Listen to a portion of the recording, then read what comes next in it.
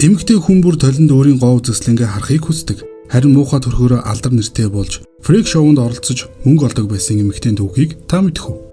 Амьдрал үргэлж шударга байдаггүй. Тиймдээж зарим хүмүүсийн нөхцөл байдалтай дасан зогсож өөрийн дутагдлыг давуу тал болгохыг хичээх хэрэгтэй гэдгийг Мэри Энн Вебстер гэх бүсгүй олонд ойлгуулж чадсан юм. Ингээд та бүхэн дэлхийн хамгийн цуутай эмэгтэйн талаарх мэдээллийг хүргэж байна. Мэри Энн Вебстер гэх эмэгтэй 1874 онд Лондонгийн ядуу дүүргүүдийн нэгд төржээ. Тэрээр 7 хүүхэдтэй айлын охин болж мэндэлсэн бөгөөд тухайн үед эцэг эхтэй туслахын тулд насан туршээсээ өмнө Лондонгийн эмнэлэгт совилгчаар ажиллах болсон байна. Цаг хугацаа өнгөрч Мэри үзэсгэлэнтэй бүсгүй болсон ба түүний мөрөөдөл маш энгийн байжээ. Тэрээр хайртай хүнтэйгээ учирч түүнтэйгээ гэрлэж хүүхдүүд төрүүлж гэрийн сан эзэгтэй болох хүсэлтэй юмсанж. Гэхдээ сансан бүхэн нь Мэрид тийм ч амархан олдсонгүй. Бүсгүй 1903 онд 29 настай байхдаа ирээдүйн нөхөр болох цэцэгчин Томас Бэвэнтэй учирч хормайхийн нөхрийнхөө овгийг авсан байна.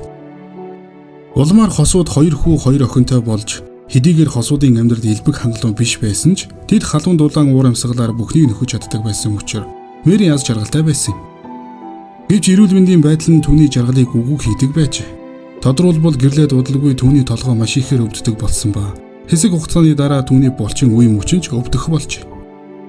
Мэри эмнэлгийн үзлэгт хамрагдах ёстой байсан ч Томсын гэр бүлд сайн эмчид үзүүлэх мөнгө байсангүй. Үүнээс гадна олон хүүхдүүдийн ээж Мэрид эрүүл мэндэд анхаарах цаг зав байгаагүй юм. Түүний биеийн байдал өдөр ирэх тусам муудаж байсан бөгөөд хамгийн харамсалтай нь бүсгүй өвчин хөөрхөн царайнд нь нөлөөлж эхэлжээ. Түүний нүүрний хэлбэр сунаж, доод ирүү, хамар чихэнд томорч байлаа. Үүний дараа гавлын яс нь гажигтай болж бүх бие мах бод нь өөрчлөлт орох болж. Мөн хөл гар нь мэдэгдэх үеэс өөрчлөгдөж мөрөн хүртэл томорсон байлаа. Одолгүй Мэри эмэгтэй хүний төрхөө алдаж ямар ч ховц өмссөн муухай царайтай том биетэй эр хүн шиг харагдах болж. Гэхдээ ийм байдалтай болсон ч нөхөр нь хүүхдүүдийнхээ ихийг орхиж явах тухай боддоггүй байлаа. Учир нь Томас Мэрид хайртай байсан бөгөөд түүнийг байнга дэмждэг байсан юм. Харамсалтай нь Томас 1914 онд нас барж эхнэр 4 хүүхэд нь өнчөрж амжиргаагаа залгуулах аргагүйд хүрчээ. Мэри нөхрөө өнгөрсний дараа өөрийнхөө ямар өвчнөд тусныг мэдэж авсан байна. Энэ нь хит их үцэлдийн гормон ялгарснаас болж дотоод шүүрлийн системд өөрчлөлт ордог өвчин аж. Энэ өвчний төгс эмчилгээг одоо хүртэл олж тогтоогоогүй боловч орчин үеийн ангаах ухааны ололт амжилтаар ясны өсөлтийг зогсоож нөхөн сэргийлтийг тогтвортой хийж чаддаг болсон байна.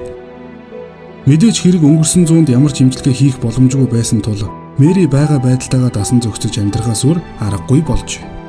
Өвчнөнд дамжирч удалгүй Мэри гудамжинд явж буй хүмүүс гайхан харж хүүхдүүд хүртэл хуруугаараа зааж хижилдэг болов.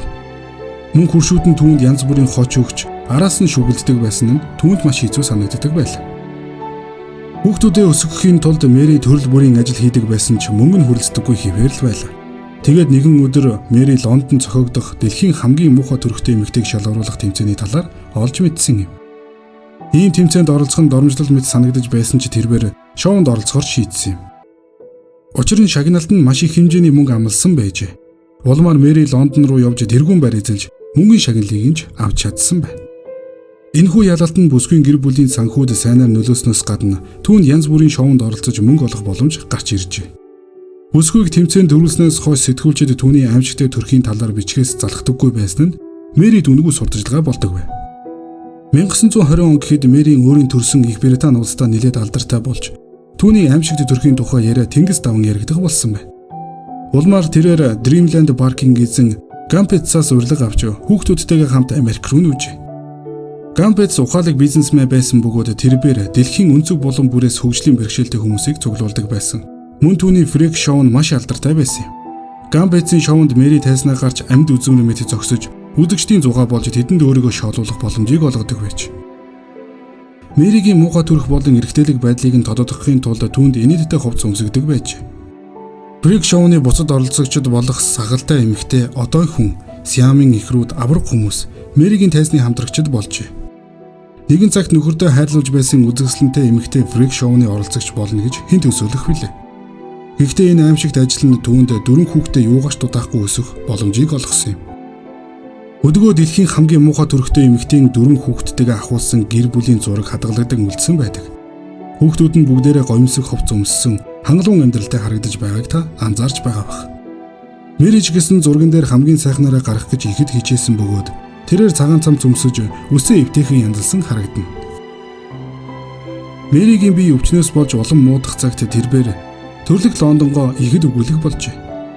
Тиймээс хүүхдүүдээ өөрийгөө их нутагт нь оршуулахыг гэрээсэлсэн байна. Мэри 1933 онд 59 настайд өвчнөөхөө улмаас нас барав. Түүн шиг өвчний онцтой хүнд энэ нь гайхалтай урд нас байжээ. Учир нь ийм өвчтэй хүмүүс тэр үед залуудаа нас бардаг байж. Өнөөдөр Мэригийн түүхийг сонссон хүмүүс түүнийг өрөвдөхөөс гадна маш их биширдэг юм. Яагад гэвэл өвчин доромжлыг үлдээн тэрбээр хүүхдүүдийн хангалуун амьдралын төлөө өөрийгөө золиосонд гаргаж чадсан бүсгүй билээ.